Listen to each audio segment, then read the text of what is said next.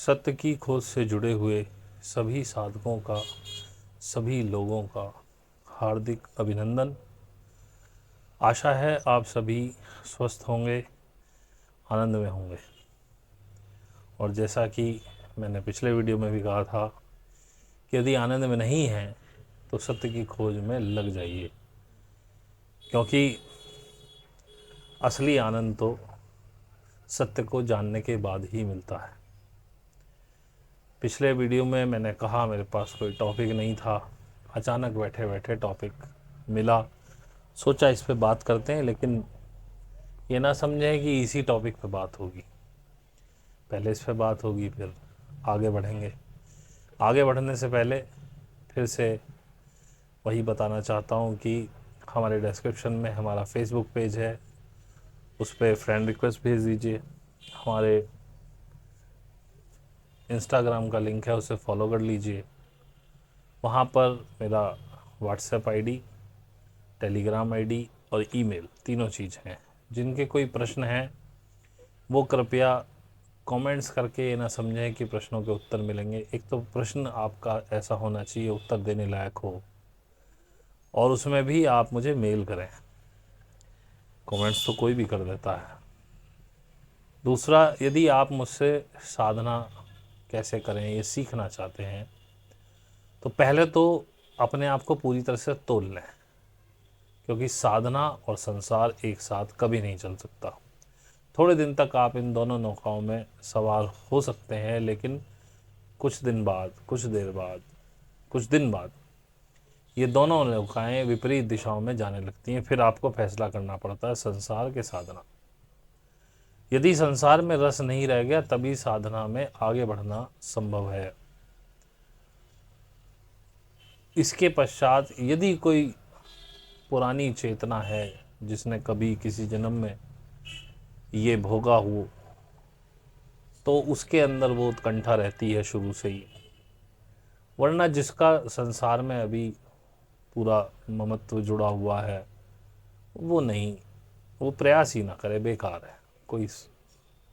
क्योंकि यहाँ आने से पहले ये आप जान लें, आप स्वयं को खो देंगे। आपके पास कुछ रहता ही नहीं। धीरे धीरे संसार छूट जाता है, आप खुद को भी छोड़ देते हैं, और शून्यता ही इसका लक्ष्य है। और मेरे पास आप आएँ तो ये समझ के आएँ कि जितना मैं यहाँ आपसे प्रेम से बात कर रहा हूँ उतना ही सख्त मैं साधना कराने को लेकर के हूँ। साधना आप अपनी मर्जी से 24 घंटे में 2 साधनाएं करनी है, कभी भी कर सकते हैं, नियम कुछ नहीं है। लेकिन साधना अवश्य करनी है, यही नियम है। और उसके लिए मैं बहुत ज़्यादा सख्त रहता हूँ। और यदि आप साधना रेगुलर नहीं करते हैं, अपडेट नहीं देते हैं, तो आपको निकाल भी दिया जाएगा। तो पूरा कोई आवश्यकता नहीं है आने की। यदि आप अभी संसार में आनंद आ रहा है, यदि आप अभी ऊहापोह में है, करूँ ना करूँ, करूँ ना करूँ, चलो करके देख लेता हूँ, तब भी मत आइए। जब आपको लगे कि नहीं साधना ही करनी है, अब जीवन का यही उद्देश्य रह गया है कि उस परमात्मा, उस परम तत्व को जानना है, कौन है वो, कहाँ है, उससे मिलना है, तब आप इस मार्ग पे मेरे पास आइएगा। अन्यथा बहुत से लोग हैं जो आपको पैसे लेकर के छोटे छोटे कोर्सेज कराते हैं।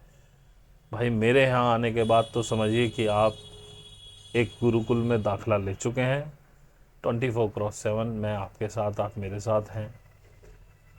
तो इस तरह का, यदि आप इस तरह से सीखना चाहते हैं तो आप आइए। वरना आप जहाँ हैं वहाँ सुखी हैं, मैं जहाँ हूँ मैं भी सुखी हूँ। कोई आवश्यकता नहीं है। मेरे पास पूरे साल में 2 व्यक्ति आए, मुझे कोई फ़र्क नहीं पड़ता। लेकिन जो आएँ वो पक्का मन बना के आएँ, जिनके साथ मेहनत करें तो वो आगे बढ़ें, हमें भी प्रसन्नता हो, उन्हें भी प्रसन्नता हो, तब तो आनंद है। वरना कोई आनंद नहीं है। तो पूरा सोच समझ लीजिए, कोई जल्दी नहीं है। बाकी जिसने उस पे मार्ग पे आना है, जिनके अंदर चेतना है, वो आ ही जाएंगे। वो अपने गुरुओं को ढूंढ ही लेंगे। कोई मैं अकेला नहीं हूँ यहाँ सिखाने वाला, पूरे विश्व में फैले हुए हैं लोग। जिसको जिसका समझ में आए, जिससे जिसका संबंध हो, उसके साथ जुड़ जाए और आगे बढ़े। चलिए अब अपने टॉपिक पे बात करते हैं।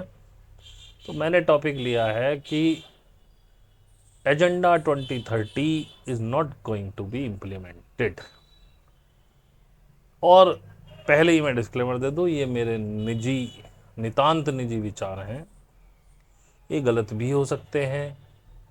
आपको अपने हार्ट पे रिजोनेट करें कि ये बंदा सही बोल रहा है तो मान लीजिए, नहीं रिजोनेट करें तो मत मानिएगा, क्योंकि आप स्वयं अपनी चेतना के स्तर से अपनी टाइमलाइन बनाते हैं, और जिसने ये बना ली है कि ये इम्प्लीमेंट होगा उसके लिए तो होगा, और जिसने ये जान लिया ये नहीं होगा उसके लिए नहीं होगा। तो मुझे तो ये समझ में आ गया है कि ये नहीं होगा। तो इसके बारे में थोड़ी सी बात करते हैं। न्यू वर्ल्ड ऑर्डर क्या होता है? देखिए, न्यू वर्ल्ड ऑर्डर पहली बार आ रहा है ऐसा नहीं हो रहा है, ऐसा नहीं, ये बहुत पहले से चला आ रहा है। बहुत ज़्यादा पहले का तो मुझे पता नहीं, डच साम्राज्य से थोड़ा सा मैं आपको कनेक्ट करना चाहूँगा। तो शायद 1600 के आसपास में डच साम्राज्य चलता था, और डच की जो करेंसी थी वो वर्ल्ड वाइड एक्सेप्टेड थी। ठीक है, ऐसे साधन नहीं थे, व्यापार के वो तरीके नहीं थे, सब चीज़ बिल्कुल अलग तरीके की थी, लेकिन फिर भी डच साम्राज्य उस समय हुआ करता था। और आपने ब्रिटिश ईस्ट इंडिया कंपनी सुनी होगी, उस समय वो शायद डच ईस्ट इंडिया कंपनी या कुछ ऐसे थी। उस समय डच का साम्राज्य चल रहा था, पीक पे थे वो, पूरे वर्ल्ड में उनकी करेंसी चलती थी, और डच ही थे जिन्होंने बहुत बड़े बड़े ये जहाज पानी के बनाए थे ताकि व्यापार हो सके। और डच लोग बहुत ज़्यादा व्यापार में थे, इधर से उधर घूमते रहते थे।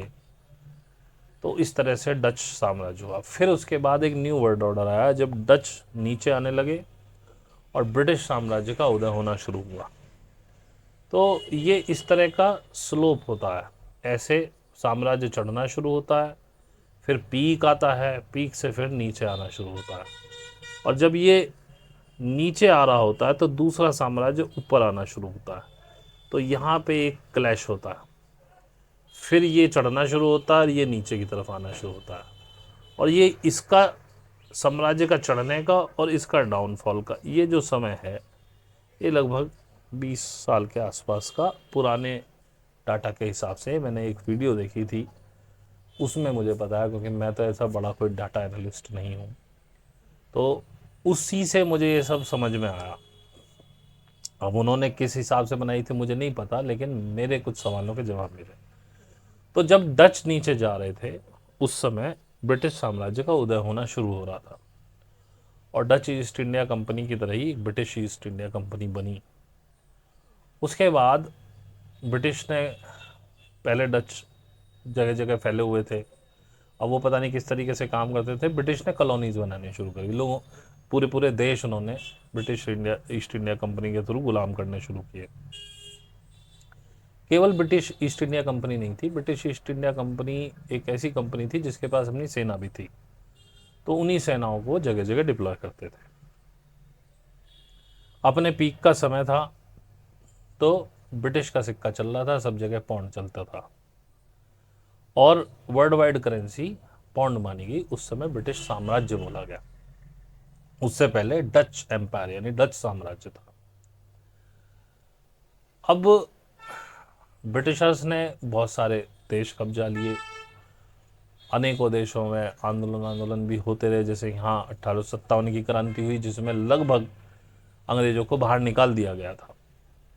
लेकिन फिर कुछ राजाओं ने, क्योंकि हमारा देश भारत, जिसे आज आप भारत समझते हैं, जो देखते हैं, ये पहली बार 1947 के बाद ही गठित हुआ था, उससे पहले कोई भारत देश नहीं था। जाम्बू द्वीप बोला जाता था, लेकिन खंड खंड में हमारे अलग अलग राज्य थे, और अलग अलग राज्यों की अपनी सत्ता थी, राज्यों में आपस में संघर्ष थे, एक दूसरे के राज्य को जीत भी लिया जाता था।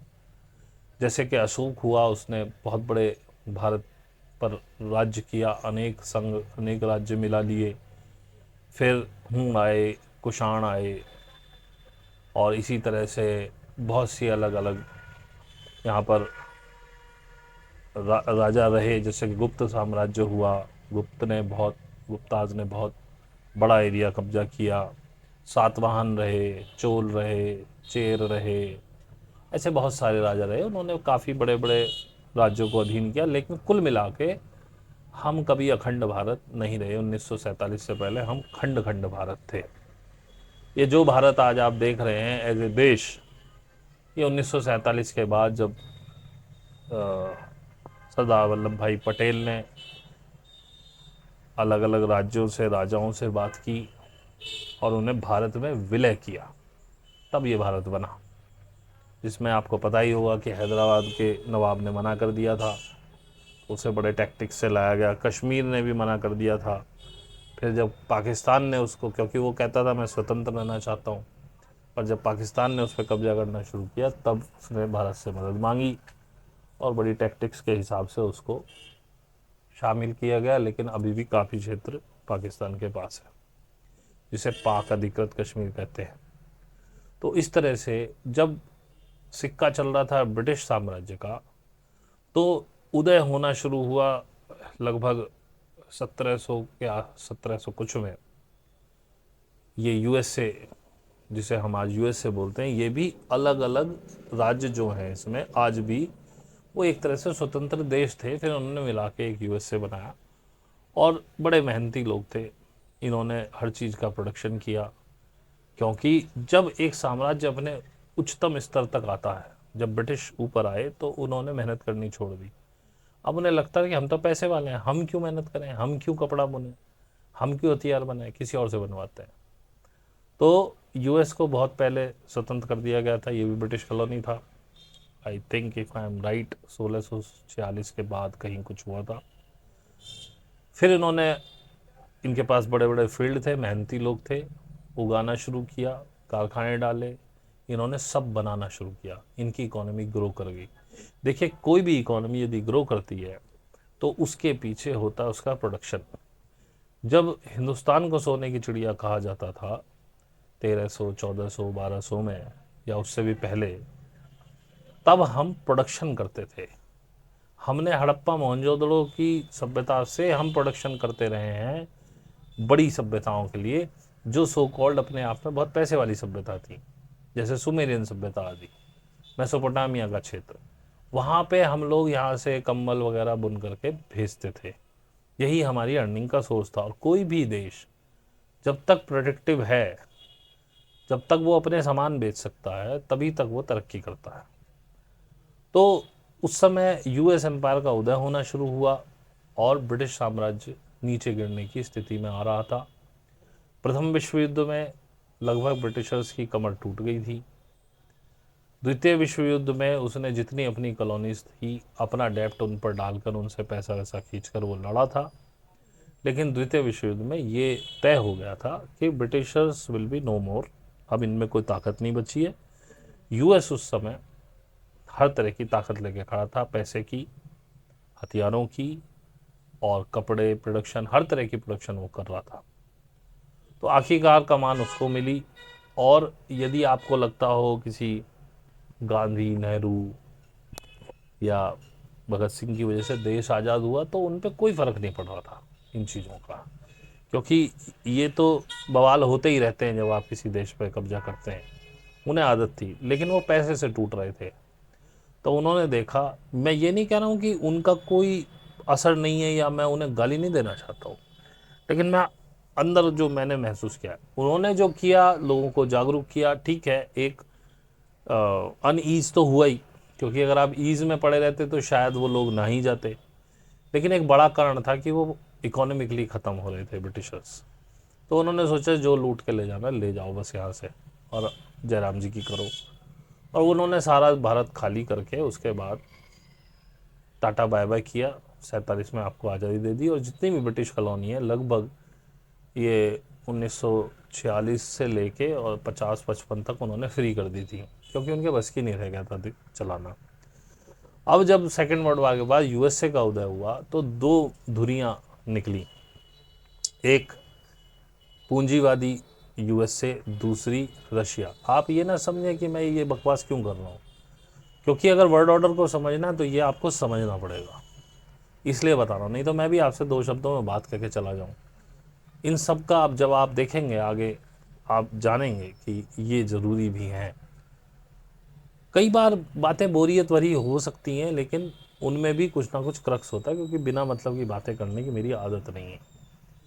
और किसी को यदि वो बिना मतलब की लग रही हैं तो हो सकता है उस समय उसके लिए बिना मतलब की हों, लेकिन उनमें कुछ ना कुछ मतलब ज़रूर होता है। तो उस समय दो धुरियाँ बनी, रशिया और यूएसए। द्वितीय विश्व युद्ध के बाद दो एक तरह से पोल हो गए, यूएसए पूंजीवादी और रशिया जो था वो समाजवादी। तो देशों को खुली आज़ादी थी, वो किसी की तरफ जा सकते थे। जैसे हिंदुस्तान ने रशिया को चुना, तो रशिया के पास पैसा था, यूएस के पास पैसा था। रशिया ने बहुत पैसा हमको दिया, हम तो बिल्कुल भूखे नंगे थे, हम यूएस की तरफ नहीं गए, क्योंकि कहीं ना कहीं जो आपका लीडर है उसका फ़र्क पड़ता है देश की नीतियों पर। जैसे आज भी आपने जिता दिया, ठीक है, नरेंद्र मोदी हमारे प्रधानमंत्री हैं, तो वो क्या सोचते हैं उसका बहुत कुछ डिपेंड करता है। तो पाकिस्तान ने चुना यूएस को। एक्चुअली यूएस ने ही एक तरह से पाकिस्तान को बनवाया था, एक तरह से आप कह सकते हैं। मिडिल ईस्ट पे कंट्रोल करने के लिए वो अपना एक बेस चाहता था, और उसी पूरी, और उसने कभी पाकिस्तान को अपनाया भी नहीं। जैसे इसराइल है, सॉरी इधर पूर्वी एशिया के लिए वो पाकिस्तान चाहता था, मिडिल ईस्ट में उसने इसराइल को सेटल किया। इसराइल उसका अपना अपना बेटा, खुद का खून है। इसराइल को जितना सपोर्ट किया, पाकिस्तान को नहीं किया। पाकिस्तान उसकी सौतेली औलाद है, उसने केवल पाकिस्तान को यूज़ किया। और आप कालांतर में देखिए, जब जब इंडिया पाकिस्तान के बीच में कोई समझौते होने की गुंजाइश बनी कश्मीर या किसी भी मुद्दे पर, तो या तो सरकार गिरा दी गई और या वो लीडर मार दिया गया। ये सारा कुछ यूएसए कर रहा था, उसने दुनिया भर में अपने बेस बनाए। अब डॉलर एक ऐसी करेंसी हो गई जिसे पूरी दुनिया में एक्सेप्टेड मान लिया गया, आज भी है। और उस डॉलर डोमिनेंस का उसने बहुत भयंकर तरीके से फ़ायदा उठाया। आज भी वो जो सैंक्शन लगाता है, सैंक्शन क्या होता है, बोले आप डॉलर में ट्रेड नहीं कर पाएंगे। अब आप डॉलर में ट्रेड नहीं कर पाएंगे तो फिर दूसरी कंट्री आपकी मुद्रा एक्सेप्ट नहीं करती, तो ना आप अपना कुछ बेच पाएंगे ना आप कुछ खरीद पाएंगे। ऐसे वो सैंक्शन करता है।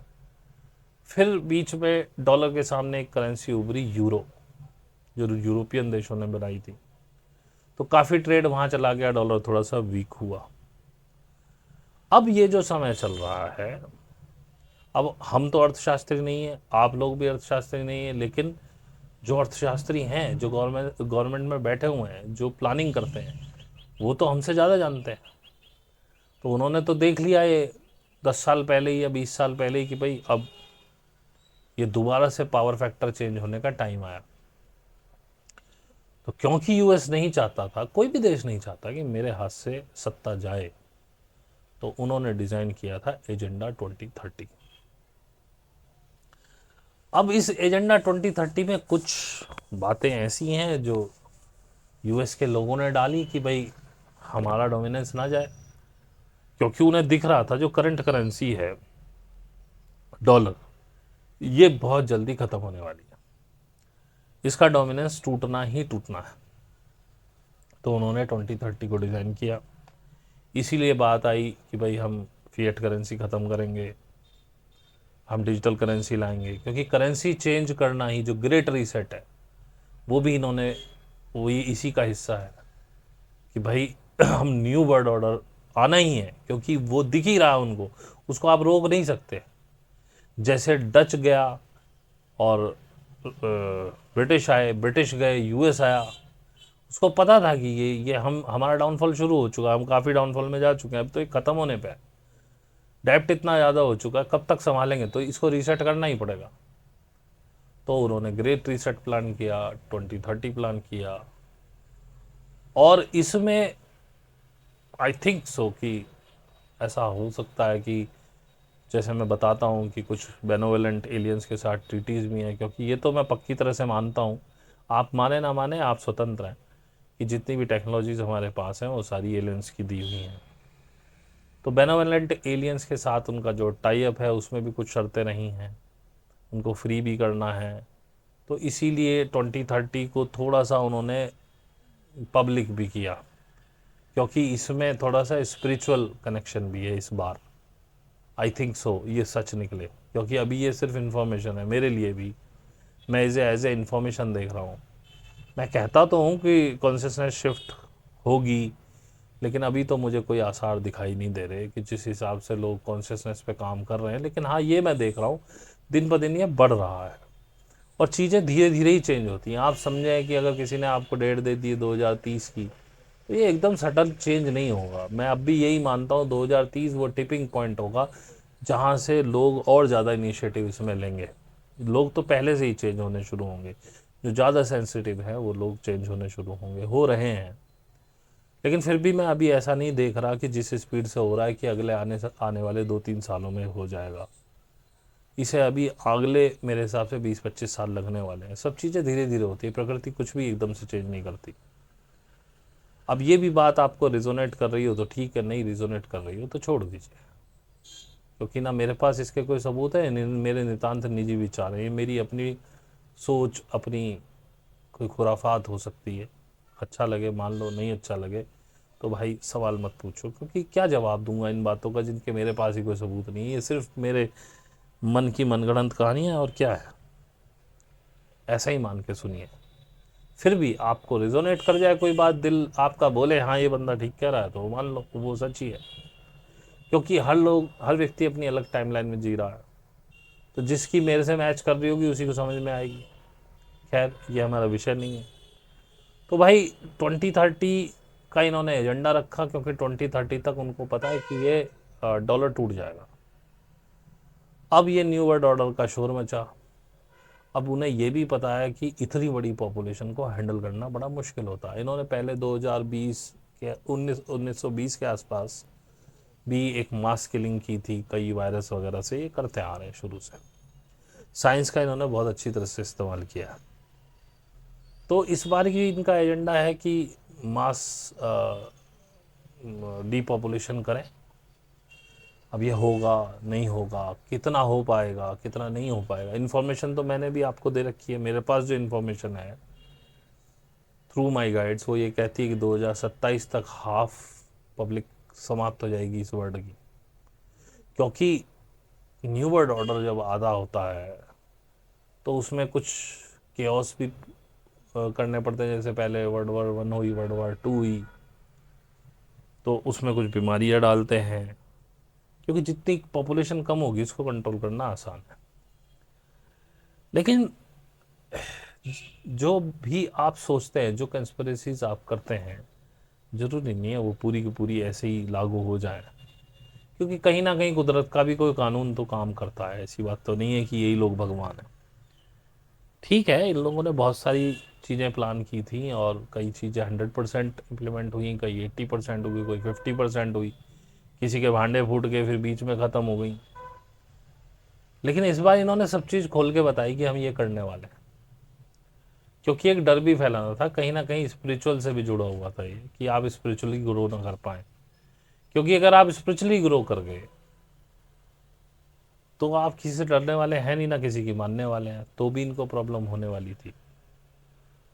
और कहीं ना कहीं इनको भी पता होगा, आई डोंट थिंक सो कि नहीं होगा, कि ये कुछ समय ऐसा आने वाला है, क्योंकि ये तो प्रिसीजन ऑफ इक्विनॉक्स है, तो मैं भी मानता हूँ, तो उसमें कॉन्शियसनेस बढ़ेगी, तो उसी को दाबने के लिए सब चीज़ थी।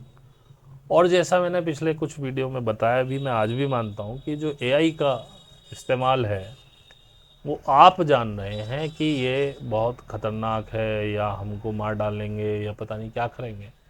मैं फिर भी यही कहता हूँ, जब इंसान ही नहीं होगा तो ये राज किस पे करेंगे। तो मैं आज भी यही मानता हूँ कि एआई का डेवलपमेंट हमारे भले के लिए हुआ है, बस आप इसको सही से यूज़ करना नहीं जान पा रहे हैं। जिस दिन आपको यूज़ करना आ गया उस दिन आपका डर खत्म हो जाएगा। क्योंकि जब पॉपुलेशन कम होगी तो बाकी के काम कौन करेगा। आज आज हम उस स्थिति में नहीं हैं जैसे फर्स्ट वर्ल्ड वार में या सेकेंड वर्ल्ड वार में थे कि हमारे पास हथियार कम थे या थे तो मैनुअल लेबर बहुत चाहिए थी। आज हमारे पास ऑटोमेशन बहुत है, इसीलिए एक मास डिपॉपुलेशन हो भी सकता है। आज जितनी बेसिक सुविधाएं हमको चाहिए उन सब के लिए एआई रेडी है। ड्राइवर्स रेडी हैं, ड्राइवरलेस ट्रक्स हैं, ड्राइवरलेस टैक्सीज़ हैं। आपको खेती में हाथ भी लगाने की ज़रूरत नहीं है। आज मुझे खेती करनी पड़े तो मुझे 4 बार सोचना पड़ता है, भाई मैं कैसे कर पाऊँगा। लेकिन अगर एआई के टूल्स से आप फुल्ली इक्विप्ड हैं तो आपको कुछ करने की ज़रूरत नहीं है, सिर्फ आपको कमांड्स देनी है और दूर बैठे देखते रहना, सब कुछ खुद होगा। और वो ह्यूमन से ज़्यादा एफिशिएंट है।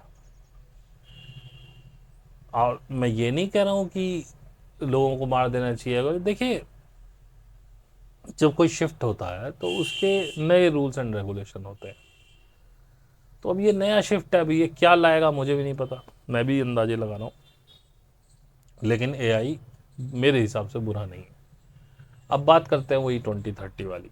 तो यूएस ने ये सारा प्लान किया था, ग्रेट रीसेट और नई करेंसी, क्योंकि ये करेंसी तो ख़त्म होनी होनी, ये अपनी पावर खो चुकी है। डॉलर मेरे को लगता है नेक्स्ट 5 ईयर्स के अंदर पूरी तरह से डिप्रिशिएट ना भी हो, क्योंकि बड़ी अर्थव्यवस्था है, टूटने में भी समय लगता है, रातों रात नहीं टूटती। लेकिन अब आप शिफ्ट देखिए, अब वही प्रोडक्शन की जो पावर है वो चाइना के पास है इस समय, और उसी प्रोडक्शन की पावर ने चाइना को हवाई जहाज बना रखा है। आज वो ग्रो कर रहा है क्योंकि वो दुनिया को माल बेच रहा है। और यही मैंने बताया, यही ताकत होती है किसी मुल्क की। तो ये प्लान जो है यूएसए का, वो रशिया और चाइना ने मिलकर ख़त्म कर दिया। और रशिया ने स्पेशली बोला है कि जो इस बार का न्यू वर्ल्ड ऑर्डर आएगा वो यूएसए के बिना आएगा। यानी कि जो 2030 एजेंडा प्लान किया हुआ था यूएसए ने, वो इन्होंने तोड़ने की कसम खा ली है। क्योंकि और ऐसा नहीं है खाली रशिया चाइना परेशान है, डॉलर डोमिनेंस से और भी बहुत सारे देश, ईरान, जैसे नॉर्थ कोरिया, और भी अफ्रीकन बहुत सारे कंट्रीज हैं जो इससे परेशान है कि जब चाहे जिस पे सेंशन लगा दे। तो ब्रिक्स का नींव बहुत पहले डल चुकी थी और ब्रिक्स ने बहुत अब तो तरक्की कर ली है। और जिस हिसाब से ये नेक्सस बना है चाइना, रशिया और नॉर्थ कोरिया का, वास्तव में यूएस को पसीने आ रहे हैं इसमें। अब इन्होंने इजराइल वाली जो जंग शुरू की थी, इजराइल एक्चुअली इसमें पीछे इजराइल का ही हाथ है। जो 7 अक्टूबर को हुआ वो सब नेतन्याहू का किया धरा था। हमास को बाकायदा पैसे भी पहुंचाए गए थे, इन्फॉर्मेशन थी, और आर्मी को कोई इन्फॉर्मेशन नहीं दी गई थी। अभी ये जांच का विषय है, लेकिन मेरे पास कुछ ऐसी वीडियोस आई थी तो मैंने देखी, तो मुझे फील हुआ कि ये ठीक है। तो ये सब पूरा प्लानिंग थी, क्योंकि इनको क्या करना था, इनको यरूशलेम पे कब्जा करके थर्ड टेम्पल बनाना था। और ये लोग पूरी तरह से बिब्लिकल प्रोफेसीज को लागू करने के उसमें पढ़ चुके थे। लेकिन अभी पासा पलट गया है। वही मैंने कहा ना, कुदरत का अपना कानून है, वो अपने हिसाब से चलती है। अब जब रशिया ने सिर पे कफन बांध लिया, ईरान ने बांध लिया, चाइना पूरा बैकआउट कर रहा है ईरान को, रशिया को, उधर नॉर्थ कोरिया पूरा वो भी यूएस से तंग आ चुका है। क्योंकि इन्हीं कंट्रीज़ को यूएस ने सबसे ज़्यादा परेशान किया है। रशिया को ख़त्म करने का पूरा खेल कर दिया यूएस ने। अभी तो उसके पास जो डॉलर का भंडारण है उसको बोल दिया कि आप इसको अब यूज़ ही नहीं कर सकते। अब बताइए, वो इतना सारा डॉलर लिए बैठा, उसका क्या करे, वो जीरो हो गया। तो ये लोग अपनी चालें चल रहे हैं, और जैसा मुझे दिखाई दे रहा, अब होगा नहीं होगा तो वो समय बताएगा। जो मैं देख पा रहा हूँ मेरे हिसाब से, अब एजेंडा 2030 उस रूप में अब एजेंडा 2030 को आप भूल जाइए। न्यू वर्ल्ड ऑर्डर तो आना ही है, लेकिन अब वो न्यू वर्ल्ड ऑर्डर यूएस वाला न्यू वर्ल्ड ऑर्डर नहीं होगा, वो एजेंडा 2030 नहीं होगा। That will be something else. लेकिन वो क्या होगा ये परिस्थितियाँ बताएंगी। क्योंकि रशिया ने पूरी तरह से कसम खा ली कि मैं इसको ऐसे लागू नहीं होने दूंगा। क्योंकि उनको पता है अगर ये दोबारा अभी वो देख ही रहे थे कि भाई ये मौका है। चाइना भी इस चक्कर में लग रहा था कि अब डॉलर को डिफीट किया जा सकता है, और वो अपने एजेंडा पे करके 2030 फिर नई करेंसी इंट्रोड्यूस करके फिर मालिक बन जाए, ये लोग नहीं होने देंगे, क्योंकि इनको क्रश किया हुआ है बुरी तरह से। इसीलिए अभी चाइना ने एक अपना बहुत इंटरेस्टिंग मेटल था जो ड्रोन वगैरह में और हथियारों में यूज़ होता था, उसने बैन कर दिया यूएस को बेचने से। उसकी फैक्ट्रियां खड़ी हैं वहाँ पे। अभी रशिया ने जो सबसे बढ़िया संवर्धित यूरेनियम है वो रशिया में सबसे ज़्यादा होता है, उसने बिल्कुल बैन कर दिया कि यूएस को नहीं बेचेंगे। तो संवर्धित यूरेनियम के भाव बढ़ गए अचानक से। टाइटेनियम सबसे ज़्यादा रशिया में होता है, 80% से ऊपर रशिया में होता है। उसने मना कर दिया मैं यूएस को नहीं भेजूंगा। अब जो जेट इंजन्स हैं उनकी जो पंखड़ियाँ बनती है वो टाइटेनियम से बनती है। तो अब ये लोग कह रहे हैं कि भाई अब हम तुझे जीने नहीं देंगे, क्योंकि ये नेक्सस बन चुका है। और आप देखना, जो मुझे दिखाई दे रहा है, maybe I am wrong, मुझे रशिया और चाइना का ये नया वर्ल्ड ऑर्डर रशिया चाइना की तरफ झुका हुआ दिखाई देता। अब ये देखो, करेंसी में तो युआन में ज़्यादा जान है चाइना की में, तो हो सकता है करेंसी युआन चले। अब उसको लीड रशिया करेगा कि चाइना करेगा, आई एम नॉट श्योर, वो समय बताएगा। लेकिन आज की डेट में अगर इंडिया भी चाइना की तरफ झुक जाए तो अच्छा ही है, बुरा नहीं है। क्योंकि यूएस से तो पक्का दगाबाज है वो, हालांकि चाइना भी कम दगाबाज नहीं है।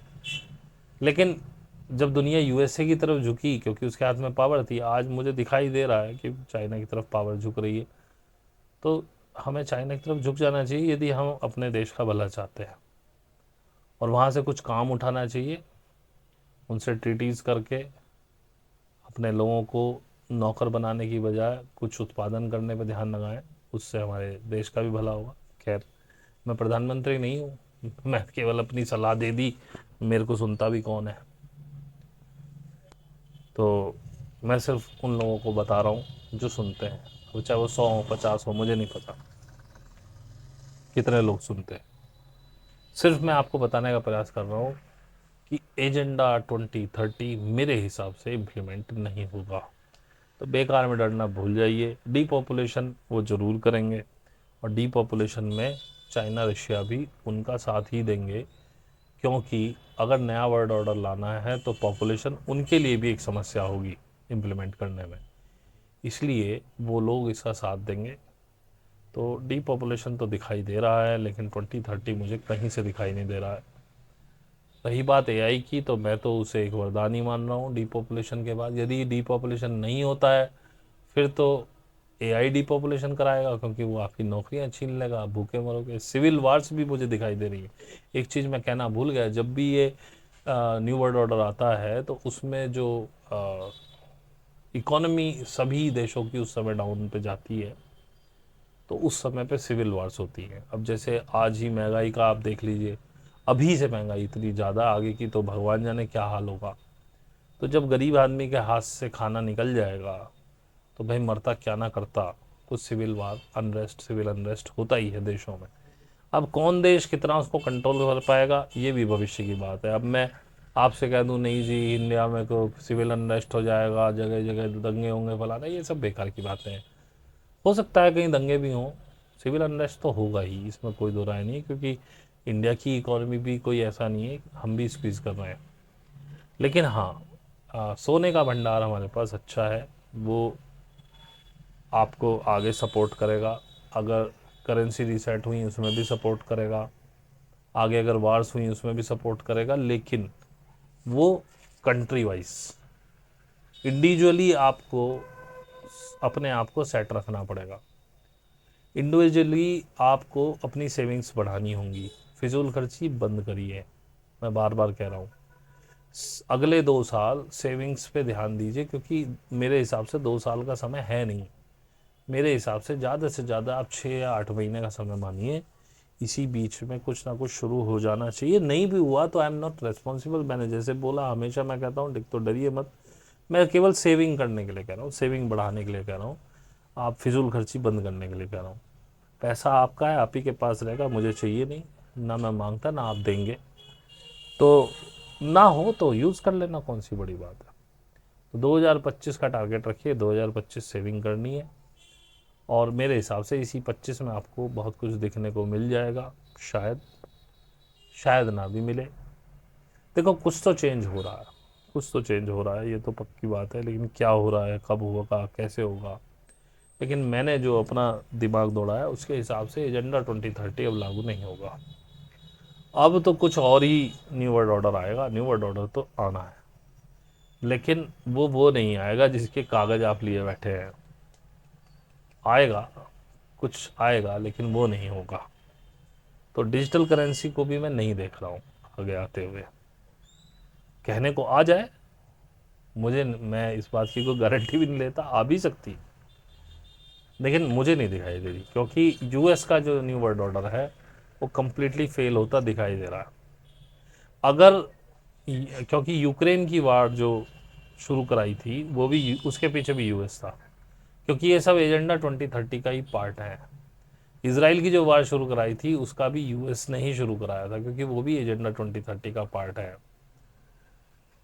लेकिन जिस हिसाब से रिटेलिएशन हुआ है यूक्रेन कह रहा हूँ, इसराइल वार के ऊपर, जिस हिसाब से Hezbollah, Hamas, Houthis, Iran picture में है लेकिन अभी फुल फ्लैज नहीं है, लेकिन तैयारी कर रहा, हो सकता है वो फुल फ्लैज वार में जाएगा।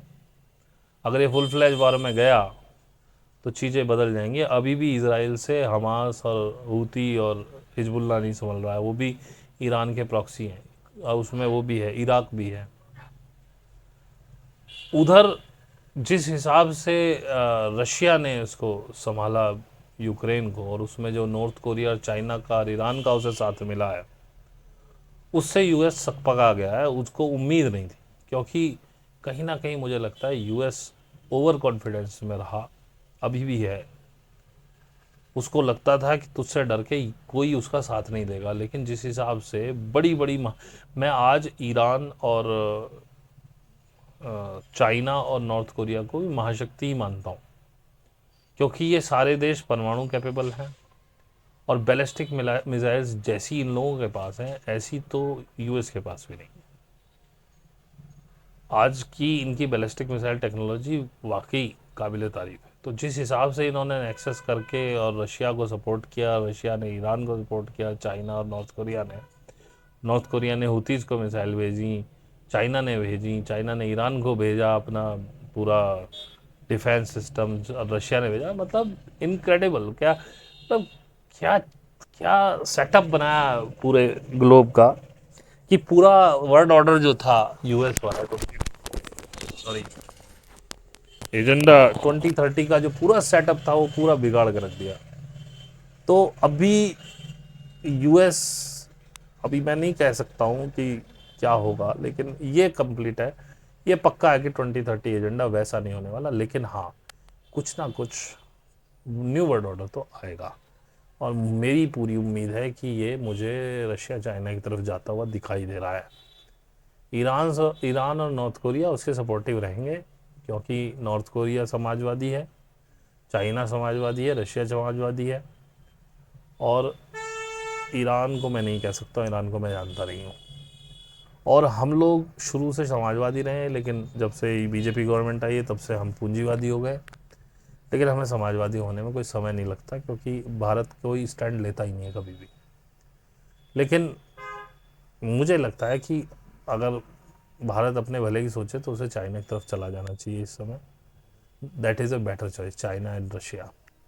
रशिया के साथ तो उसकी काफ़ी चीज़ें चल रही हैं, चाइना की भी मुझे कुछ एक आध न्यूज़ पता चली कि कहीं ना कहीं अंदर खाने हम चाइना को सपोर्ट कर रहे हैं, लेकिन दुबे छुपके। लेकिन देखते हैं क्या होता है आगे, जो भी होगा बहुत सुंदर होने वाला है। और दूसरी बात ये भी है कि जो होने वाला है उस पर आपका हमारा कोई बस भी नहीं है। लेकिन हमेशा पॉजिटिव रहिए और डरिए बिल्कुल मत, क्योंकि जैसा मैंने पहले कहा कि जो होने वाला है उसको आप नहीं बदल सकते, और जो होने वाला है उसे कोई तय भी नहीं कर सकता कि क्या होगा। यूएस ने ट्राई किया, क्योंकि जब यूएस एम्पायर खड़ा हुआ तब यूएस ट्राई नहीं कर रहा था, वो बस होता गया। और आज यूएस एजेंडा 2030 को ट्राई कर रहा है, लेकिन जो आप सोचते हैं वैसे ये यूनिवर्स काम नहीं करता है। ठीक है, आप एलाइट्स होंगे, आपको बहुत कुछ पता होगा, लेकिन आप कुदरत के कानून से बचे हुए नहीं हैं कि जब आप किसी चीज़ को ज़बरदस्ती पाने की कोशिश करते हैं तो लॉ ऑफ अट्रैक्शन उस पर लागू हो जाता है, वो आपको नहीं मिलता है। तो लेकिन ये बात समझ में आने में मुझे 4 साल से ज़्यादा लग गए। मेरे पास कोई टॉपिक तो था नहीं कल तक, अचानक ये बात ध्यान में आई तो मैंने सोचा चलो एक अच्छा टॉपिक मिल गया, बना देते हैं। अब किसी की समझ में आए तो ठीक, ना समझ में आए तो ठीक, भाई हमारी ड्यूटी है कि जो हमारी समझ में आया वो हम आपको बता दें। तो मेरे हिसाब से अब डरने वाली तो कोई बात है नहीं। न्यू वर्ल्ड ऑर्डर ज़रूर आएगा, हो सकता है 30 तक आ जाए, 32 तक आ जाए, 35 तक आ जाए। मास डिस्ट्रक्शन की मेरे पास इंफॉर्मेशन है, वो सही होगी कि नहीं होगी वो 2027 तक पता चल जाएगा। शेयर मार्केट, मैंने पहले ही कहा था, मेरे पास इंफॉर्मेशन है कि शेयर मार्केट को ध्यान से खेलिए, इसमें कुछ भी हो सकता है। और अभी दिसंबर तक तो ये बहुत खतरनाक बना रहेगा, तो दिसंबर तक बहुत हिसाब से खेलिए। रिसेशन आ चुका है, दिखने लगा है कि नहीं दिखने लगा मुझे नहीं पता, नहीं दिखा तो दिखने लगेगा। इकोनॉमी सारी चैलेंजिंग है इस समय, किसी भी देश की इकोनॉमी साउंड नहीं है, सभी स्ट्रगल कर रहे हैं। क्योंकि जैसा मैंने आपको बताया, जितना टोटल जीडीपी है पूरी अर्थ का उतना ही कर्जा है। तो ये तो वैसे भी टाइम रीसेट का ही है, नहीं रीसेट करेंगे तो इसको कोई दे ही नहीं पाएगा। और ये समझ में नहीं आ रहा कर्जा जिसने दिया है वो पैसा कहाँ से लाया। सारा नंबर गेम हो रहा है, वही बैंकों का मायाजाल चल रहा है। ये आपके 1 रुपये को 10 जगह बांट दिया जाता है और वैल्यू उसकी 1 रुपये है, आपने 10 रुपये बांट दिए। अब जो वो पैसा बना ही नहीं है, क्योंकि इनिशियल तो 1 ही रुपया था ना, आपके पास एक था, आप 25-25 पैसे 4 में बांट देते, उसके वापस आने की संभावना थी, लेकिन आपके पास एक है, आपने 10 रुपये बांट दिए, जो पैसा बना ही नहीं वो वापस कैसे आएगा। यही मारामारी चल रही है, अमीर और अमीर होता जा रहा है, गरीब और गरीब होता जाता है। दिस इज के टाइप ऑफ इकोनॉमी पूरे वर्ल्ड की हो गई है अभी। इसीलिए आप देख रहे हैं कि इकोनॉमी जो क्लास है, जो मिडिल क्लास है, वो कलेप्स हो रही है। एफएमसीजी घट रही हैं इसी वजह से, क्योंकि मिडिल क्लास ही एफएमसीजी में ज़्यादा खरीदता है। छोटी गाड़ियाँ बिकनी बंद हो गई हैं, बड़ी खूब बिक रही हैं। छोटे फ्लैट्स बिकने बंद हो गए हैं, 2-2 करोड़ के 4 करोड़ से ऊपर के खूब बिक रहे हैं। ये मैं इंडिया की बात कर रहा हूँ।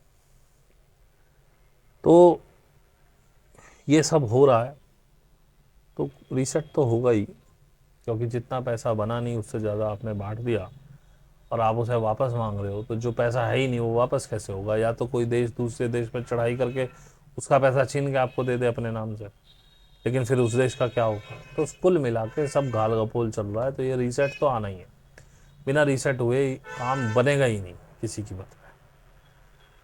बाकी आप समझिए जो मैं कहने की कोशिश कर रहा हूँ, 2030 पे अब मत अटकिए, वो मुझे दिखाई नहीं दे रहा है। लेकिन अगर आप अटक रहे हैं तो अटकते रहिए, मुझे कोई प्रॉब्लम नहीं। जो मेरी बात से सहमत हो वो अटकना छोड़ दें।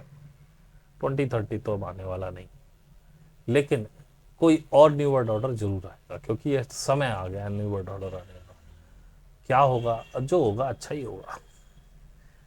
यदि आप अपने चेतना को बढ़ा लें तो आपके लिए तो कभी बुरा हो ही नहीं सकता, और डरने घबराने की आवश्यकता है नहीं।